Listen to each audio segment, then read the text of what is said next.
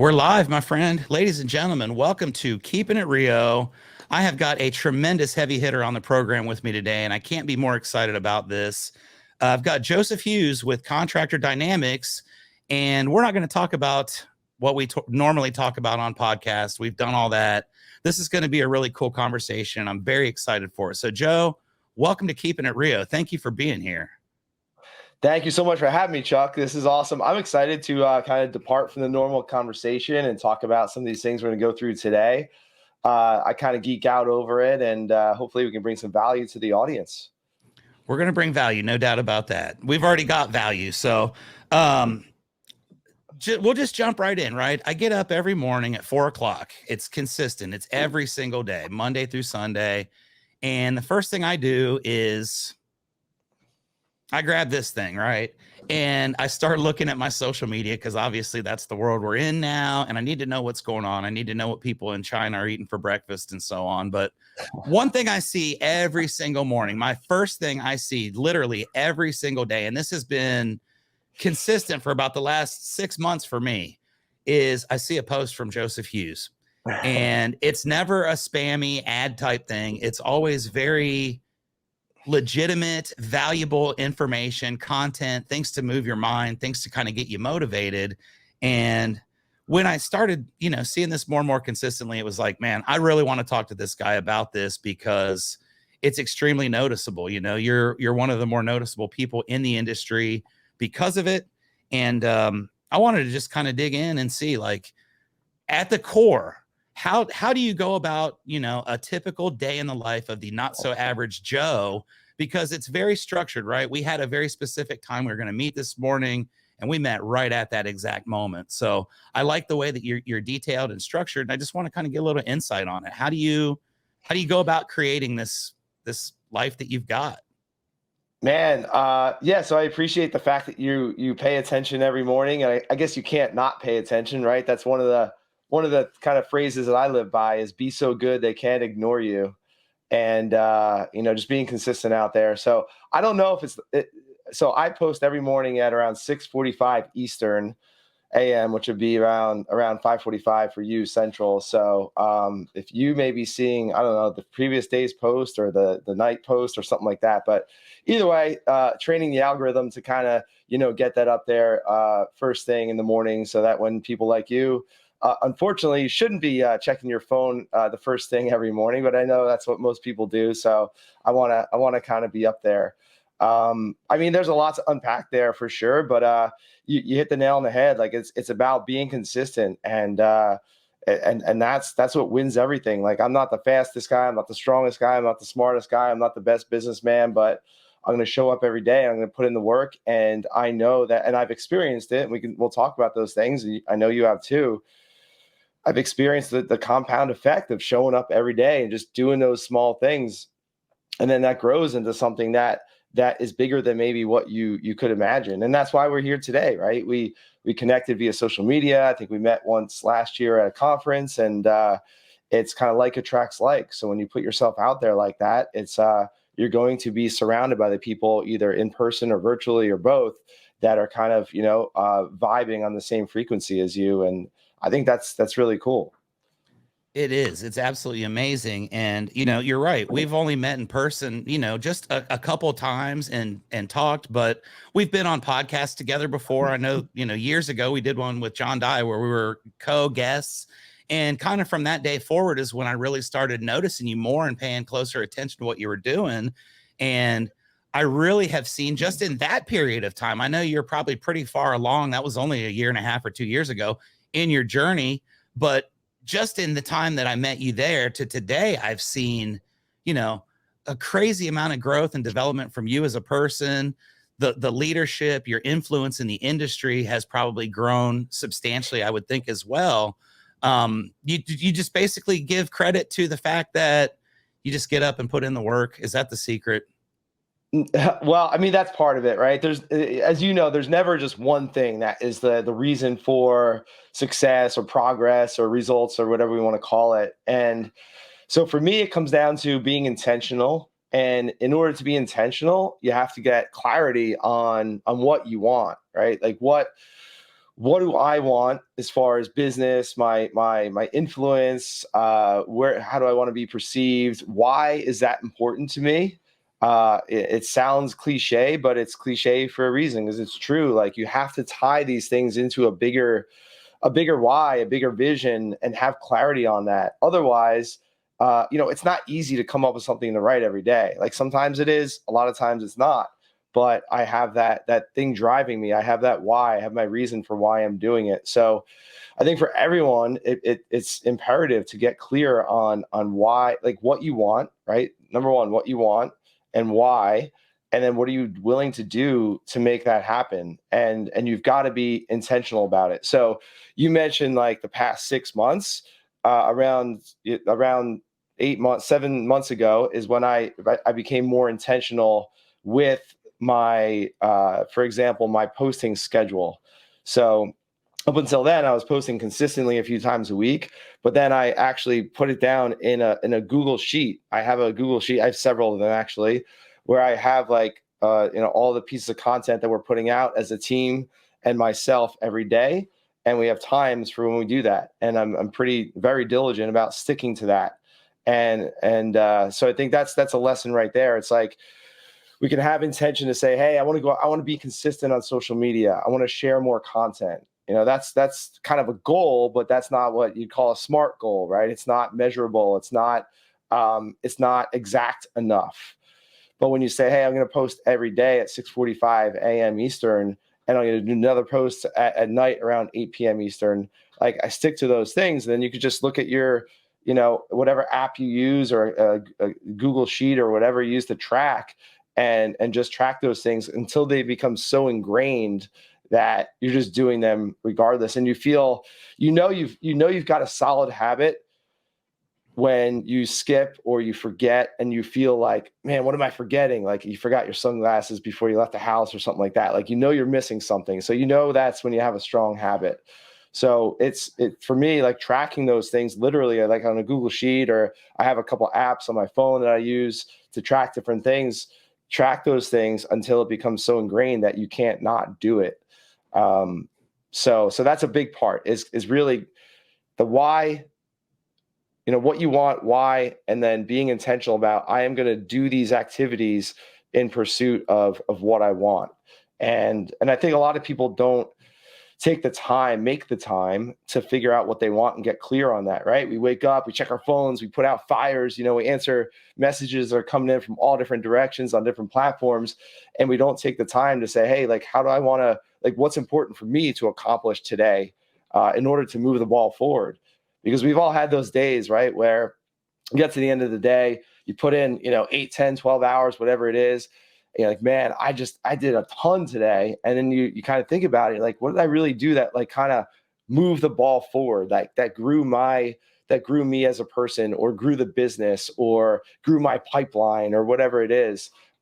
We've got to be intentionally focused on moving the ball. Otherwise, like, we're just stuck in this flurry of activity every day, which is easy to get caught up into, but we don't really make any progress. So, long-winded way of saying, get clear on what you want and why, and that's going to drive those things that you do on a daily basis.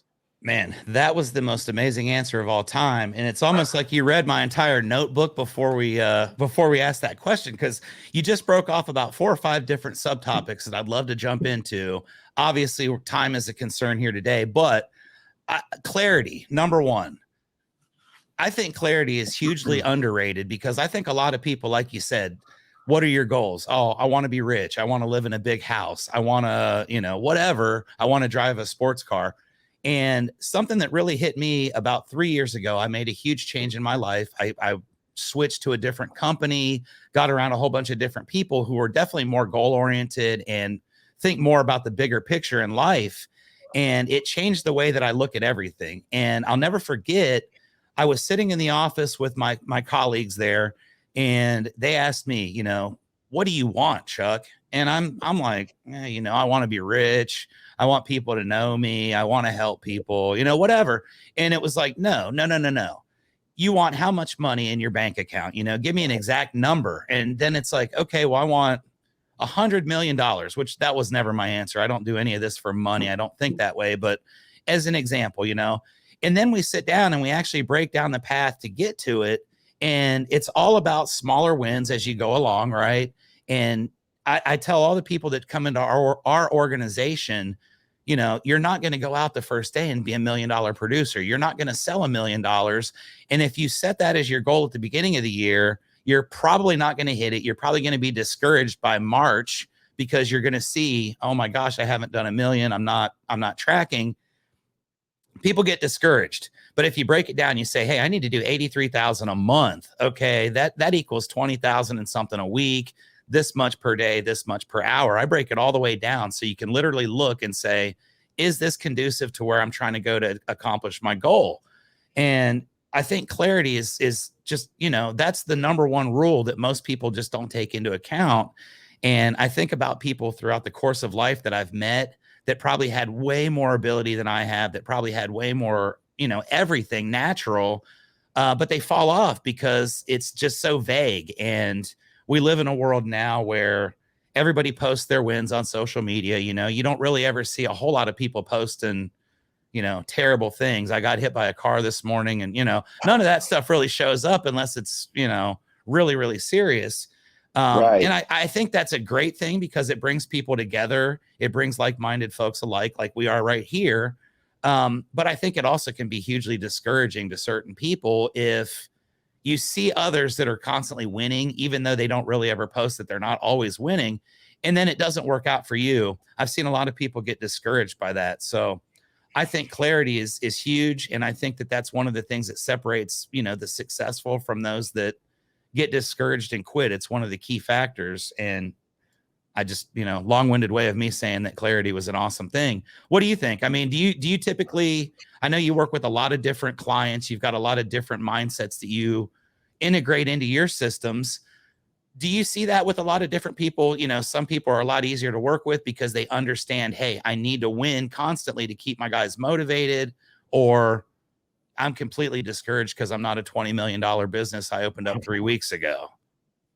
Yeah, I see it and I live it. Like we're all, I don't think any of us is immune to that. Like, right. We all compare ourselves to other people's highlight reels on social media, and we know we should not do it. But yet, yeah, I do it every day, and I'm trying to get better at it. It's one of those things I'm very aware of, and it's not healthy, right? Because people don't post their, you know, their struggles and, you know, when they had a bad day for the most part. I think that's something I want to try to do, or I don't want to say try. I want to do a little bit more is to kind of share some of that, because people, what is it? Craig Groeschel says that we impress people with our strengths and we connect with our vulnerabilities. And it's so true, right? Like when we post a vulnerability, like I'm struggling here, or I'm just not, you know, where I'm at, people can connect with that, and people can get around you and rally around you and help you get, you know, get to that next level, get unstuck, whatever that is. But I certainly, you know, I certainly am guilty of comparing myself to others. You don't know anyone else's path. You don't know anyone else's whole life. And in the social media world, in the contracting, the roofing industry, it's, you know, the melody of like, you know, grow, scale, triple, 10x, like the whole thing. Like I get it. That's motivating. I subscribe to a little bit of that, but you know, you can't just sign up for that and jump into that fast lane unless you're really clear on like, is this what I really want? Right. Like you probably know, and I know companies that have gone to 10 or $20 million and they hated it. And they're back down to, you know, under 5, and they have a business they can manage that's more profitable, that's less stressful, that where they don't have to work 80 hours a week. So you got to like find what you want and kind of stay in that lane. Like for me, I don't want to work 80 hours a week. I have my schedule. I like it. I have a family. I kind of have a good blend of things. So again, it comes back to like getting clear on what you want and why. That's so huge. So big. Yeah. And as far as chunking things down, like you said, you know, being $1 million producer and, you know, guilty again, I've started January 1st and been like, yeah, we're going to, you know, 10X this year, and that's our goal and whatnot.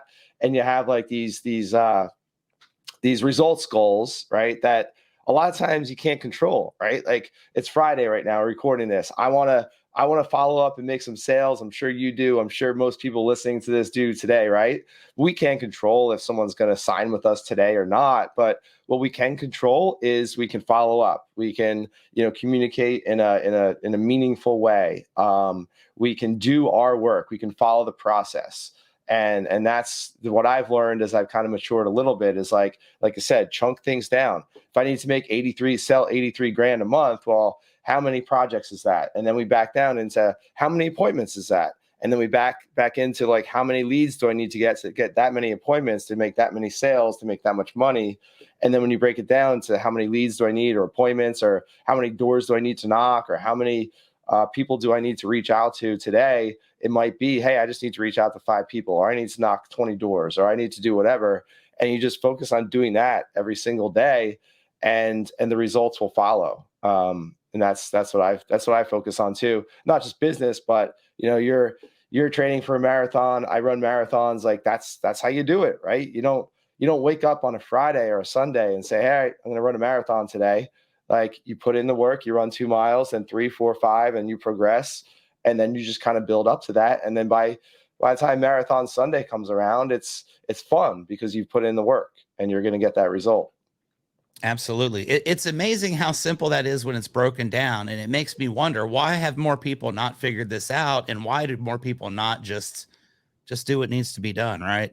There's a lot of folks that are toiling in obscurity that could be superstars right now because the effort is just too much. And we do live in a comfort zone type world where, I'm not gonna lie, I woke up at 4 o'clock this morning like I do every single day.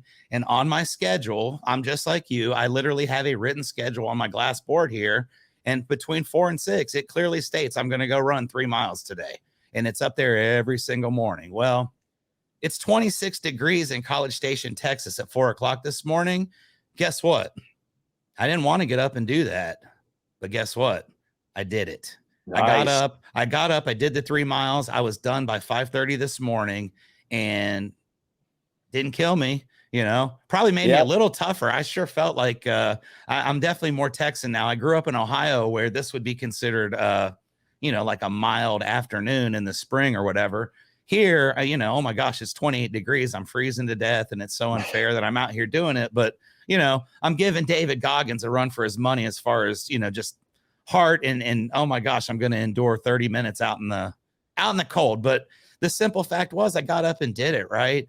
And this has been a real big journey for me that I didn't even realize I was getting into when it started. But I want to share a picture here real quick, because this is me in September of 2020. Right. And I'm standing next to a dude that's in pretty good shape. You'll probably recognize this guy. It's John Paramore. And I got like a John Paramore going on right here. I can't believe when I look at this picture, like how fat I am and how just terribly out of shape. Right. And I'm going through life at this point thinking I'm doing all right. I've got my company. We're doing well. I'm standing next to John Paramore. You're like, life's pretty good. But that I realized, okay, I'll backtrack just a little. We got Rio Blanco earlier in 2019. And I decided, we talked about this on your podcast a while back.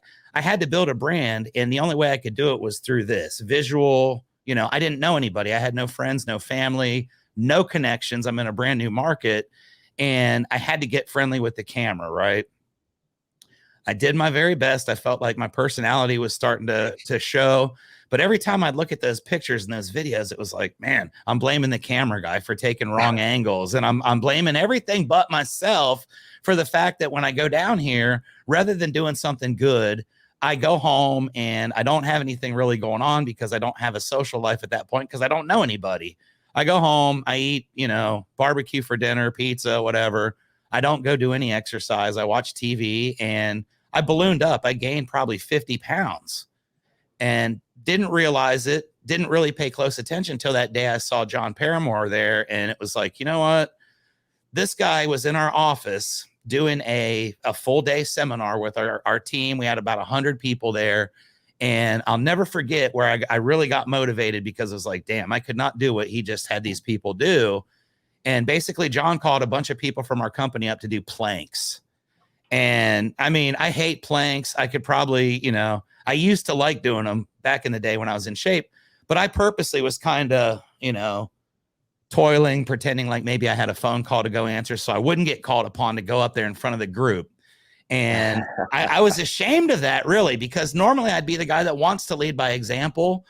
I didn't do it. We had a young man that ended up doing a plank for like 18 minutes. It was ridiculous. So I was very thankful I decided not to go that day, because I would have fell off after about 18 seconds and looked bad. But it motivated me, because I thought, man, I was unsure that I could go up and do that in front of a whole group of people that I'm trying to prove to myself that I can be a leader and that I can show these folks how to do what they want to do in life. Right. And that was a defining moment for me in my life, because I literally remember the feeling of just sitting there thinking, damn, Chuck, you should get up there and do that. You're the guy who should step up and say, hey, let's go. And I didn't do it. So that was my motivation. Right. And that's awesome. It was crazy. I'd never even really thought about it, but I decided that day I'm going to start doing something. Right. So I went to the store the next day. I bought some shoes. I went and bought some workout gear, and I just started slow. I'm going to go for a little walk around my neighborhood, and I'm going to do that one day and, see how I feel. I did it. The next day I didn't feel like doing it again, so I didn't do it. Right. And this is when this really hit me hard. And we talk about certain influencers. Mine was Jesse Itzler. I know you posted a Jesse Itzler quote a couple days ago, and I commented on it. But the one thing Jesse Itzler said, I saw him in Miami at the 10X Growth Conference in 2019. And the one thing that he said that stuck with me, and it will stick with me for the rest of my life, was think about how you're going to feel about that decision the next day. And it was like, man, I decided not to go for a walk, right? Because I just didn't feel like it. I had nothing else going on, honestly. I came home, I sat on the chair, I probably read a book, maybe. Didn't have anything else to do. And I realized at about 11 o'clock that night, man, you had nothing to do, and you literally just sat there and did nothing.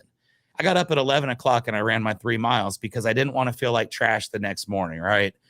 And Awesome. Once you get that in your head, it doesn't go away. And I think that's been one of my key driving forces in continuing on with what I'm doing. And I started my goal this year of running a 10K. And I've got a 10K run scheduled for February 6th. I've already paid for it and registered. So I was going to achieve the goal that I had set forth in February for the year. And I decided, man, that's weak, dude. You don't want to set goals that you can do before without even really trying. And that's when I decided I'm going to do a marathon. There's a guy on Facebook, Diego Dante. I'm sure you know Diego. He's with roofing.com at RoofCon. And he was another key motivator for me. He lost a ton of weight. He was doing all this stuff. And I saw him at RoofCon, and I went up and made a point to tell him, hey, dude, because you did that 100-mile month, that literally became my new goal, my new target for each month. And I did over 1,000 miles last year. It's insane. I didn't think about it. I didn't add anything. But at the end of the year, I added up. It was 1,023 miles I did for the course of the entire year. And that was one day at a time. If I would have set forth saying I'm going to do 1,000 miles, I'd have quit on day 3. I'm just going to do 3 miles a day and see what happens. Right. So that was huge. I didn't mean to go off on that tangent there, but it was amazing, right? That is awesome. That's so cool. Yeah. Yeah. I love it. I love it. I think that's like, I would call that being out of integrity, right? Because like you had this idea in your head of who Chuck Allen is, and there you are, you're overweight, you're out of shape, you're embarrassed to get called up to the front of the room. And so you feel like you don't feel comfortable in your own skin because you are not who you really want to identify as. And I think we've all felt that. So when you're like out of integrity with like who you believe you are, I think that's what the catalyst is for taking action. Absolutely. I always tell myself, and I tell everybody that'll listen to me, especially when I bring new people into my organization, I like to hire young people and kind of do my best to help them. Some don't listen, some do. And those that do usually end up doing all right. But I always tell them, you can come in and you can lie to me. You can lie to your family. You can lie to your friends. The one person you really can't lie to is yourself. even if you're lying to yourself, you know, deep down inside that you're lying. And, you know, if someone comes in and says that they, you know, hey, I got up and I went to the gym this morning, and they know they didn't, it does not affect me at all.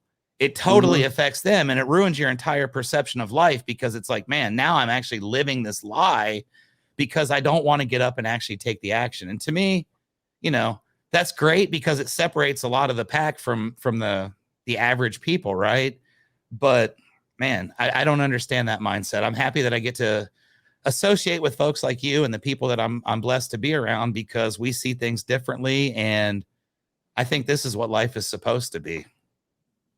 Yeah, for sure. Yeah. I mean, you don't want to be out of integrity and lie to yourself and be, you know, you don't want your actions to not align with who you identify as. And I think on the flip side of that, and the positive side of that, when you do those things, like you ran those 3 miles or walked those 3 miles at 11 o'clock at night, those little wins build your confidence. And that is something that you can't hide, right? When you show up and you're confident, you have conviction in who you are and what you're doing, like that just kind of emanates from you. And that you know, affects everything that you do and every relationship that you have. So that's a big part of these habits, these little wins, is that they give you that confidence that you can go out and achieve more. And that's huge for me. Yeah, so true. I've seen it so clearly. That's another beautiful thing about social media and Facebook is you can use it as kind of a timeline of your history in life, right? And it's been around long enough now to where I think it goes back 11 or 12 years with me, which was really kind of when my transformation in life started. I left my hometown in 2010, which was exactly 10 years ago. And I can kind of follow the progression and, you know, regression as we go. And then it's really awesome because I've seen, especially over the last 3 years, especially, it's gone from kind of, you know, I still make a lot of goofy posts and do a lot of weird, you know, hey, I'm pissed off in traffic, this guy's doing something stupid, or, you know, don't be this guy. But it's also now, it's gone from a lot where I was around a different environment, you know, a lot of negativity. I could not believe how I used to be. And I saw it as it continued to progress and get better and better and better.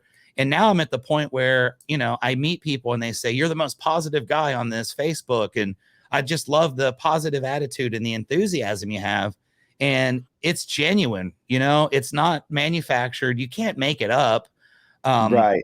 But it's just a complete byproduct of my changes in life, the environment that I found myself in, and getting around people that do take action, you know, that are not afraid to fail, because failure is a part of life, man. I'm not going to lie. I've had many failures over the years.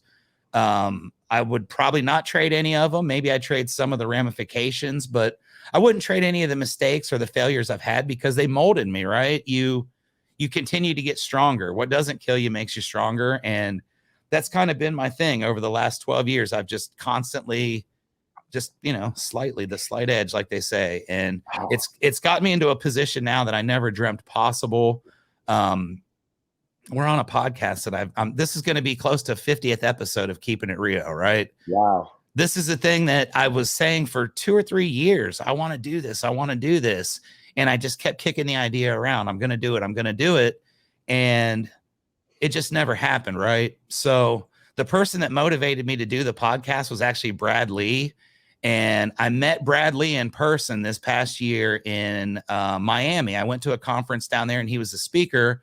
I just happened to be walking through the hallway at lunch break and Brad Lee was there, right? So I just, hey man, how's it going? Yada, yada, Chuck, big fan, you know.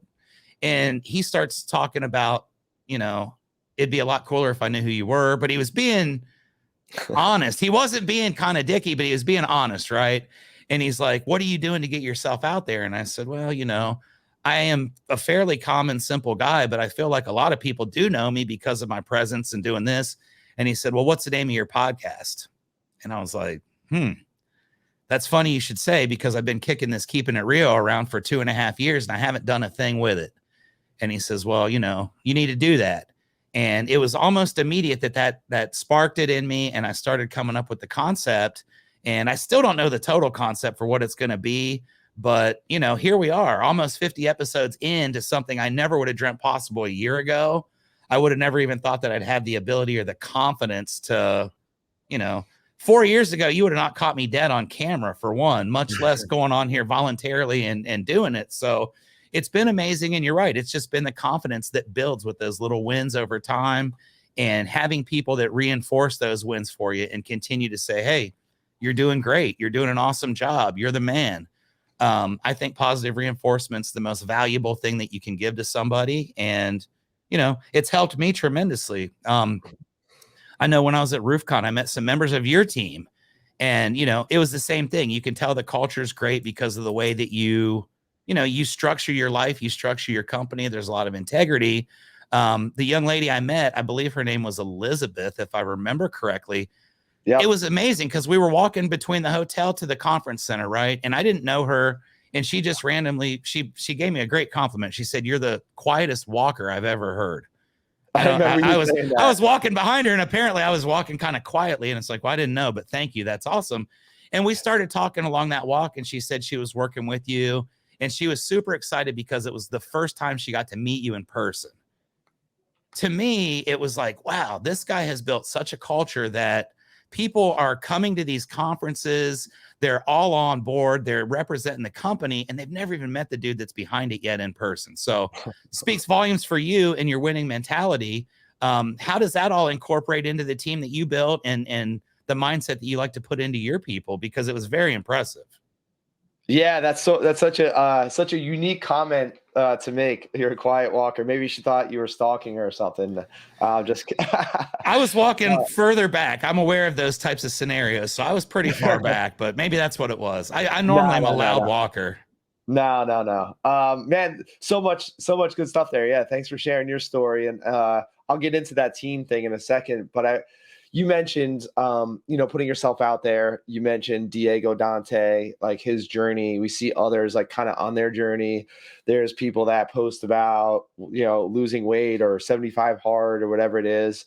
And that's something that I think a lot of people, including myself, kind of have reservations about. Like, I don't want to put myself out. I feel this way, right? I don't want to put myself out there too much because I don't want it to be like, hey, look at me. I'm doing all this cool stuff, right? Like, I'm awesome. And even like, the workouts and some of the other things I'll do, like taking a selfie after a workout. I'll be honest, like I feel uncomfortable doing those things because I don't want it to be like, hey, look at Joe today, But those are the posts that get the most DMs and get the most responses and reactions. And those are the things that when I go to a conference and see people in person, they're like, oh, like you just said at the beginning, like, I love your daily posts, or I love your stuff about, that's awesome that you ran that marathon or did whatever. And it's so funny because you don't realize how many people are watching and not commenting, right? Not engaging, not liking.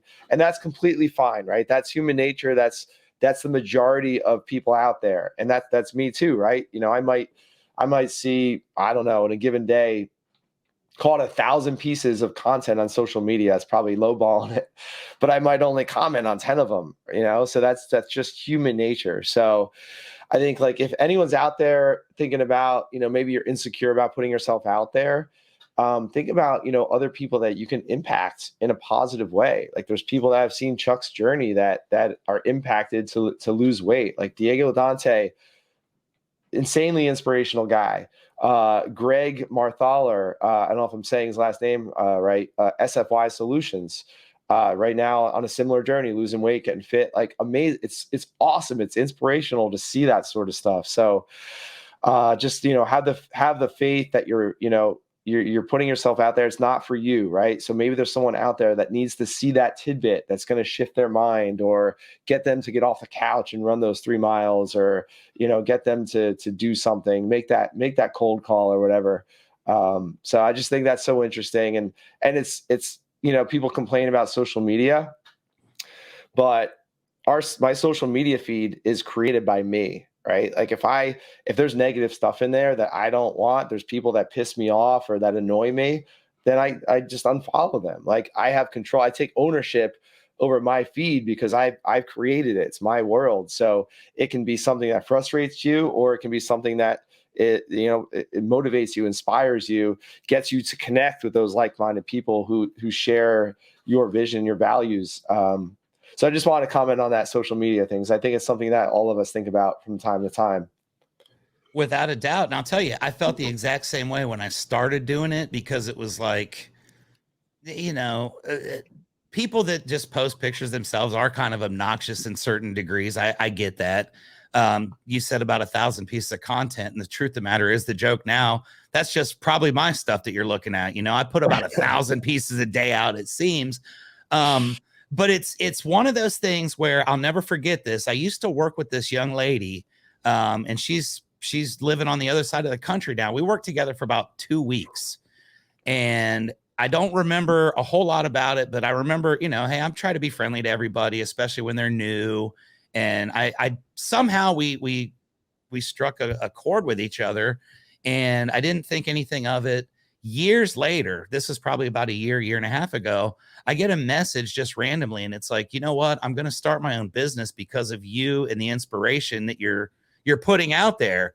And it's like, damn, you know, I thought I was just posting a video about how much I love working with my crew, or, you know, I've got great customers, or I'm eating lunch at an awesome place, whatever.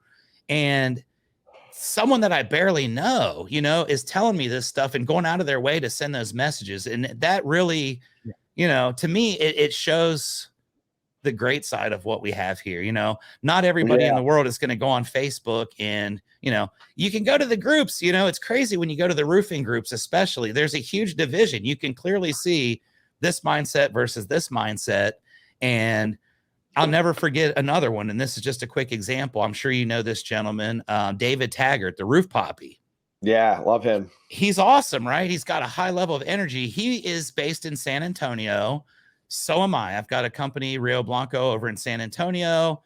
I like to communicate with people in our industry that are, you know, doing well. I like to help encourage people. Well, David was moving one day, and he put a random thing out and said, hey, is there anybody in San Antonio that'd be willing to help us move a couch? And I'm like, dude, sign me up. Let's go. So myself, my branch manager, and one of my guys go over there, and we help move a couple couches down for him into a new apartment in San Antonio. And we just took a picture of each other standing in front of the two trucks. We had them kind of nosed up, you know, buddy. And it was like, hey, I'm happy to help my friend in the industry today. And it was Hunter Ballou. Actually, Hunter Ballou posted that picture on one of his groups. And man, it was animus. I'd never seen such hate. It was like, dude, you know, we don't have any friends in this industry. You know, if you turn your back, this guy's going to cut your throat to feed his family. And that's what it's supposed to be. I've never felt that. You know, I always feel like, hey, there's so many roofs out here. I can look outside my window here at my house, and there's enough business to keep me busy for the rest of my life. I don't even need to go outside of my neighborhood, really, you know, much less caring about, hey, you know, you're in my space or you're my competitor.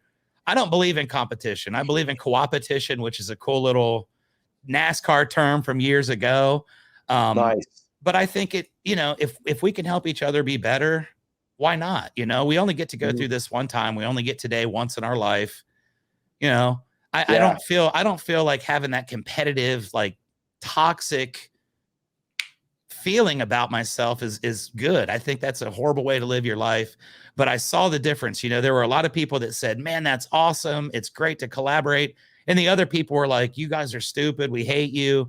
And you could also clearly see the division in success.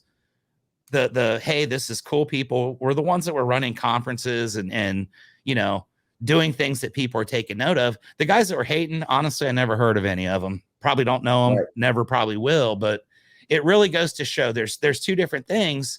And that goes back around to being able to control your feed. I've taken everything off my feed that's not positive, that's not uplifting, that's not motivational or valuable.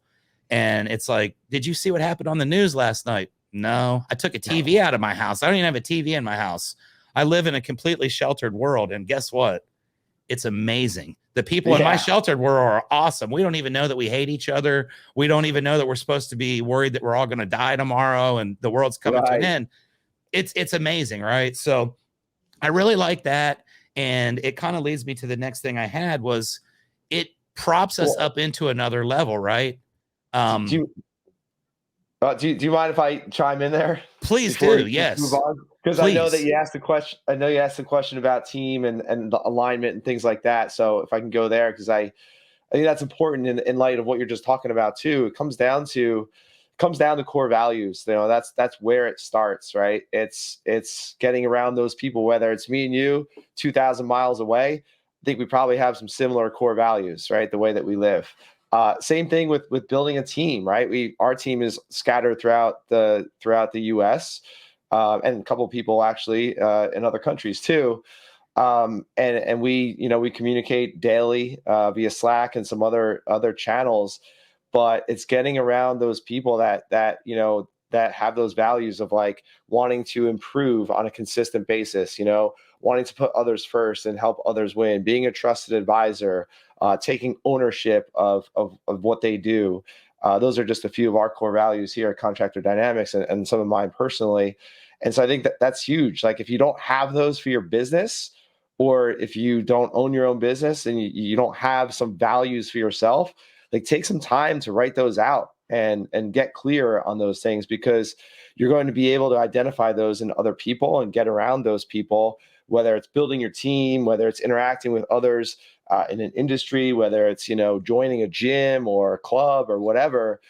Getting clear on your values, similar to the theme at the beginning, like getting clear on your why, and what you want and what you stand for. That's going to enable you to get around those people. And it's not about money, right? Like it's not about fame. It's about those values, right? So that's, in terms of building a team, that's huge. And like you mentioned earlier, Chuck, like asking people what they want.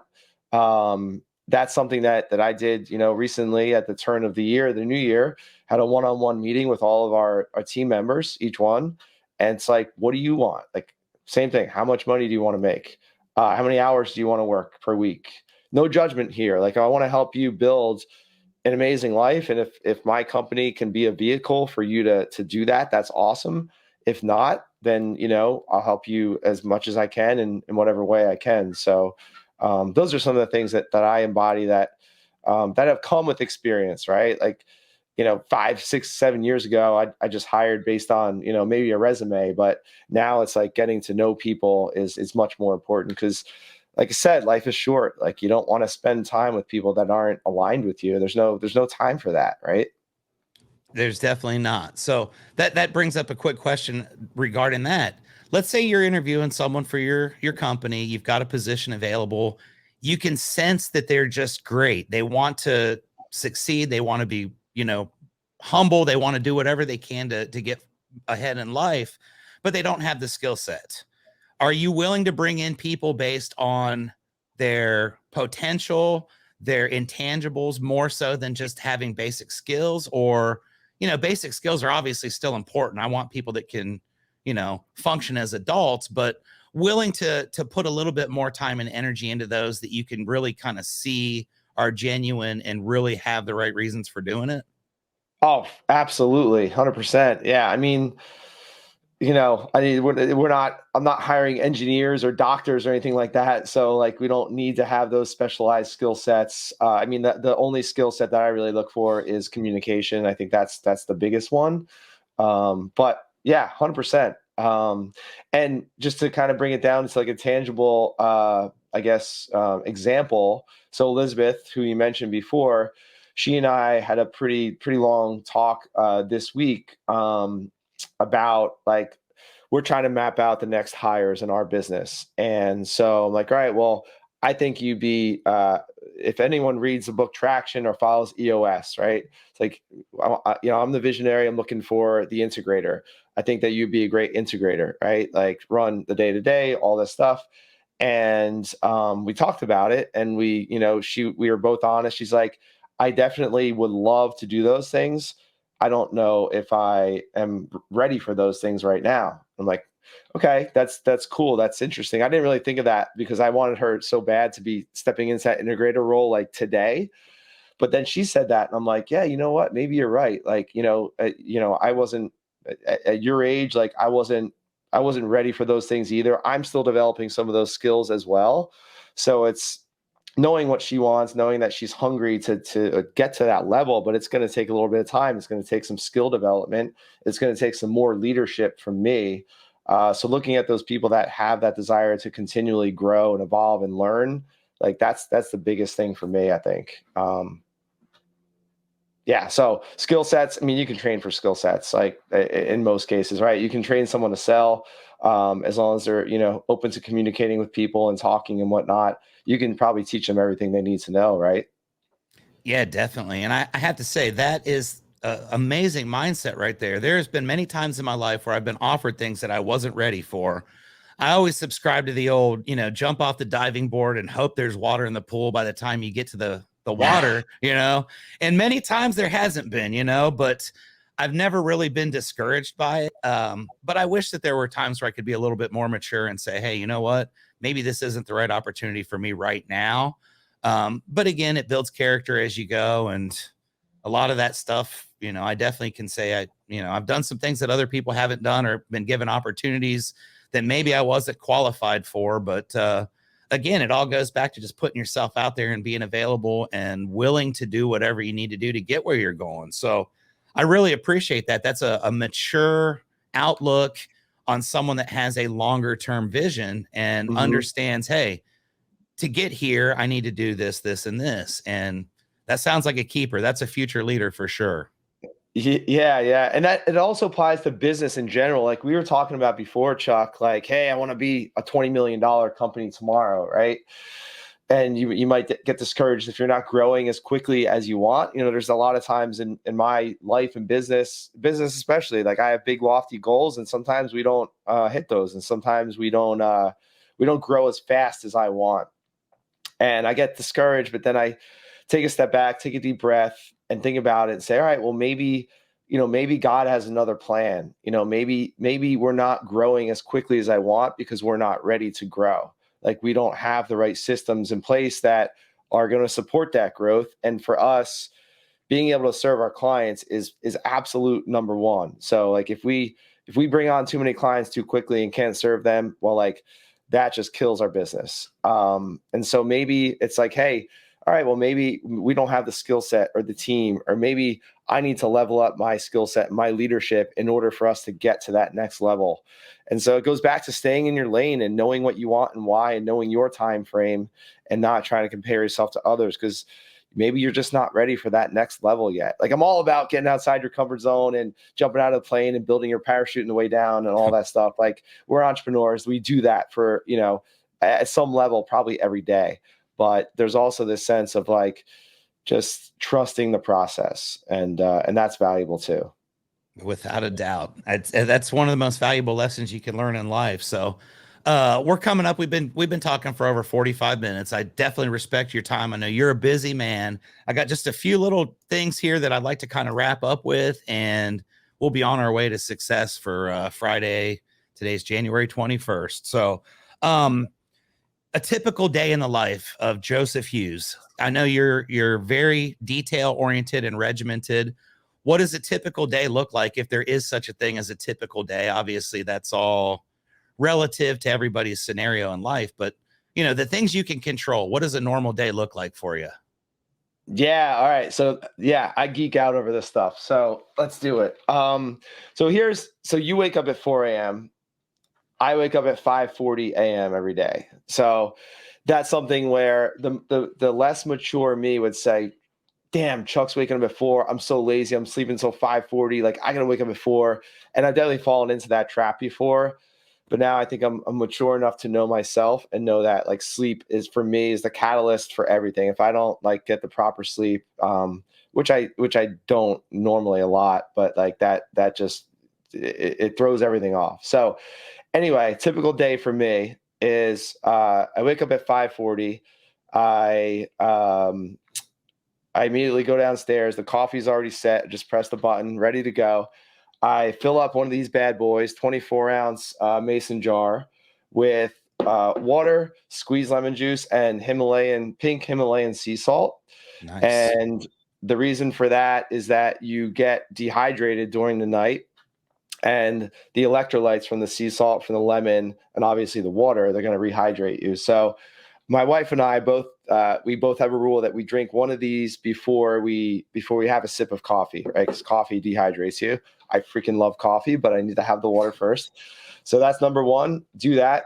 I currently use the G Code app, Ryan Stewman's app, and so the first thing I do is write down. I go into the app. I type out 5 things that I'm grateful for. So drinking water, coffee's brewing in the kitchen. I'm tapping out 5 things I'm grateful for. Tap that out. I have a few stretches that I do right there at the kind of kitchen island there.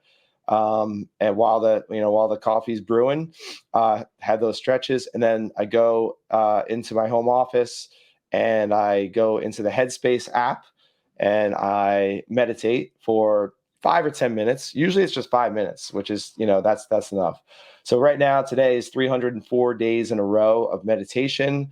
So that's something that I do. And if for some reason, like it doesn't get done first thing, I have this little Post-it note in my bedside, what do you call the nightstand. I take it out of the drawer and I put it on my nightstand. So I know that I'm not going to go to sleep that night, without meditating. I don't want to break that streak and start over at 0. So meditate. I read 10 pages of a business book or personal development book. That came from 75 Hard, which I'm not currently doing, but it's just one of those habits that stuck. I go into the Bible app on my phone and usually consume the verse of the day, which is like a short video and a couple little things. It takes like 3 minutes. And then I will write my social posts. So I write every morning. I've tried to schedule this out in advance, so I don't have to, sit there every day and come up with it. But I like the fact that what I'm posting is real time and it's like what's on my mind and things like that. I use the Evernote app on my phone, where I have I don't know, several dozen bullet points of ideas. So if I think of something throughout the day while I'm reading, while I'm talking, while I'm consuming social media, whatever, I'll jot it down in my Evernote so that I have all these ideas to go through. And then at 6:40 in the morning when I'm going to post, I'll look through and I'll be like, what am I feeling today? What can I kind of elaborate on today? That sort of thing. So that kind of gives me that seed. I do my posts. And then I work out from 7 to 8, either in our gym in our garage, or I go for a run. So I run every other day, and then I work out in the garage every other day. So it's pretty regimented there. From 8 o'clock to 9 o'clock is family time. So it's getting the kids, hanging out with them during breakfast, and most of the time I'm not 100% on this. I try to be. Most of the time I'll leave my phone in my home office and I go into the kitchen without my phone, no devices. It's present time with the kids, breakfast, family, dog, the whole thing.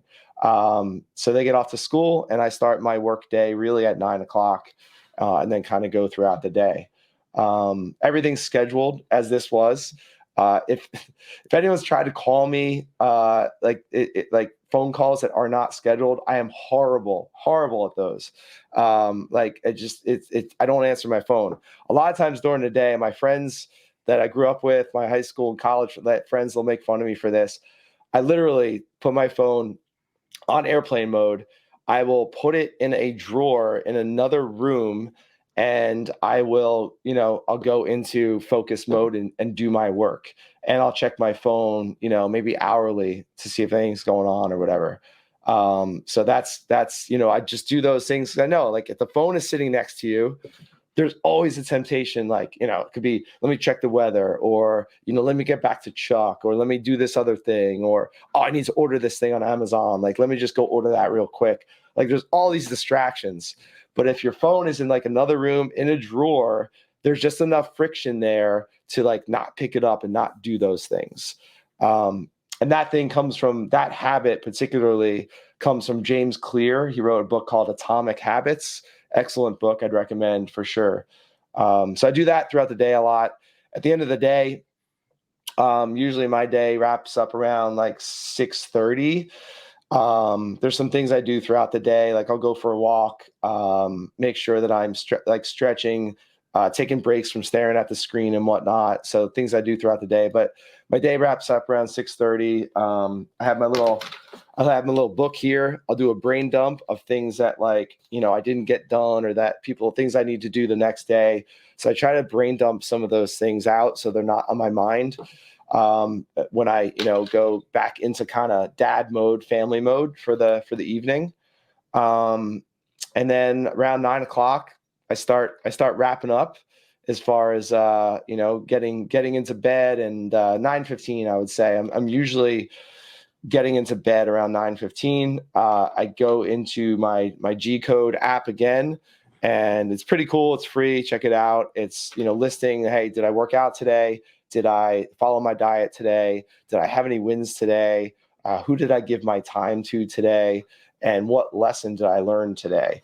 And I'm typing those things out. It takes less than 5 minutes, but it's, again, having that intention, stacking those wins. Like, yeah, I had these little wins. Like, a win for me today is I had an awesome talk with Chuck, or, I had a great, focused talk with my wife, or whatever. Like, small things like that. It doesn't have to be like we landed a big client or whatever. Sometimes it is, but most of the time it's just the mundane things. But you go to bed with those wins that you're thinking about consciously, and that just gets ingrained to you. Hence the hat, the win hat, from my buddy Mike Claudio. So that kind of wraps up my day. I'll read for a little bit. I'm a fan of physical books. I don't want to be sitting in bed on a device. So I read anywhere from like a page. Sometimes I'll fall asleep after a page. Sometimes it's like 7 or 8 pages. Rarely is it more than that, because I just fall asleep. So that's kind of my day.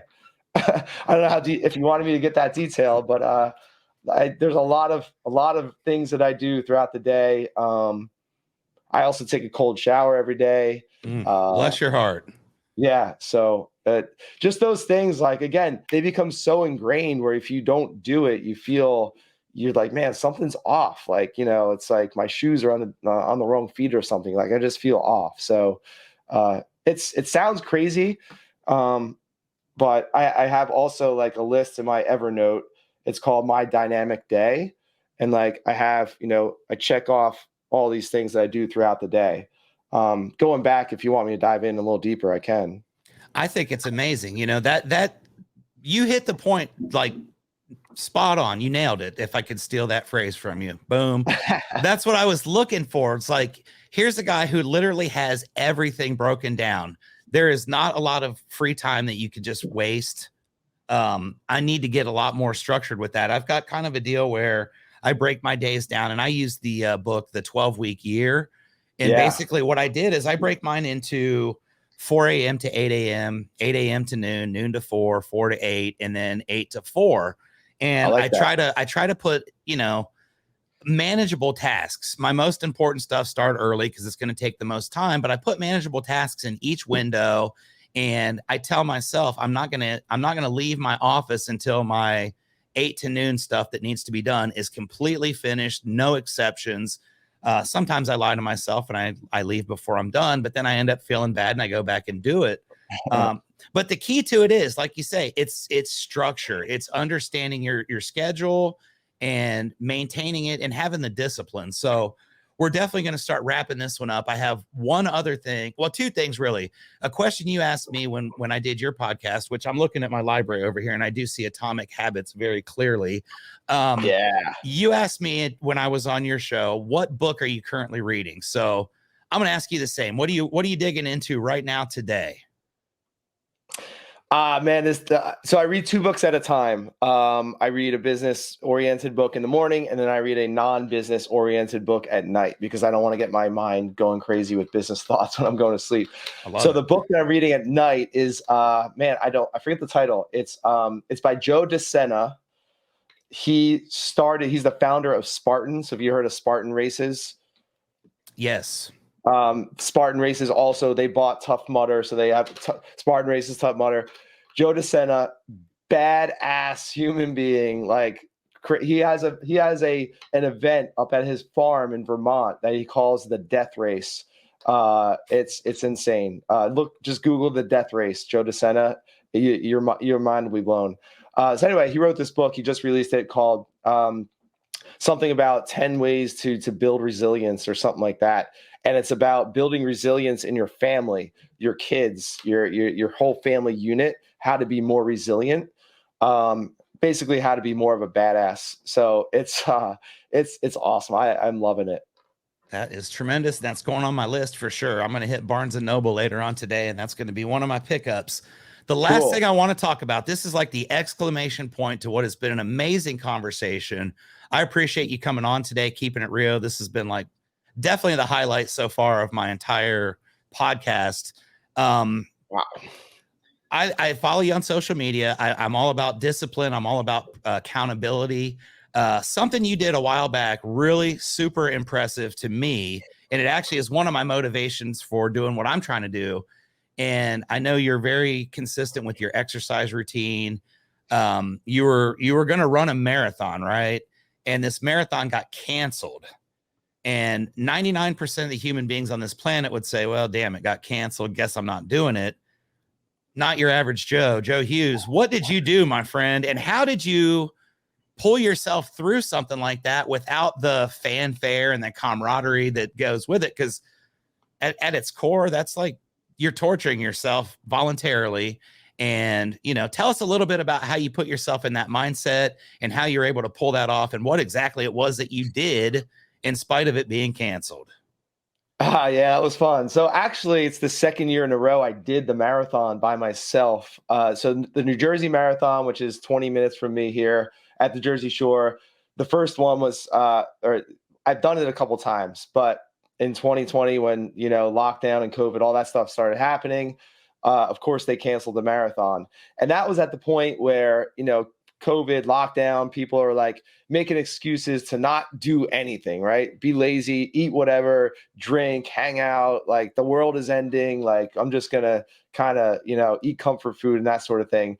And I'm like, no, like I want to get out there and I've been training for this marathon. They canceled it. Screw it. Like I'm going to show people that I'm going to show myself and other people too. Like you can get out there, you can just do whatever you want. You don't need to have a sanctioned race in order to go run 26.2 miles. Like, you don't, that's an excuse. If you're saying, oh, though it's canceled, I can't do it. I can go run 26.2 miles today if I wanted to. So I did it like when COVID first happened by myself. I had at that point, a couple buddies who did it with me. So my brother-in-law, Justin, who has run 300-mile ultra marathons, he's just on another level. He did half of the marathon with me. I had a couple buddies finish it up with me. So there's that camaraderie. This year, 2021, it happened again, canceled New Jersey Marathon. And it's like, well, no, I'll do the same thing again. But this time I didn't even tell my friends because I didn't want company. I wanted it to be harder. I knew that it would be harder on my own out there, just doing it on my own. So it was just a mental test, channeling some David Goggins, like you mentioned before, just a mental test to say, hey, like, can I go out and do this self-supported, you know, wear the backpack with the water and everything like that. It was definitely harder than last year because I was solo and no one knew I was doing it until I kind of posted about it afterwards. So yeah, that was just like, you know, it's possible. I want to show myself that it's possible. It was a cool accomplishment. Absolutely. That's the lesson we're going to leave this with today, is that anything is possible as long as you put yourself out there and you actually put in the work and the effort and you're determined, disciplined, and you're true to yourself. So Joe, thank you, my friend, for being on Keeping It Rio today. I appreciate it. I think this is going to go a long way towards my goal of 10 million downloads, hopefully. It's been an absolute quickest hour of the day for sure. This has been great. Thank you for taking the time out of your busy schedule to be here. I appreciate it very much. You're a credit to the industry and you're a credit to this planet, my friend. So thank you for that. And everybody that's been watching, please do us a favor. You see down on the bottom, we got all these podcast platforms we're on and YouTube. I'm also sponsored by Hot Sauce now, so buy some of that. Thank you guys for watching today. Download, share, like, comment, do all that good stuff for us so we know that we're doing something that's beneficial to somebody. I do it because it's fun, but knowing that people actually get value is super important too. So thank you guys. Until next time, this is Chuck with Keeping It Rio, and Joe Hughes. Thank you, sir. Thank you very much. Absolutely. We are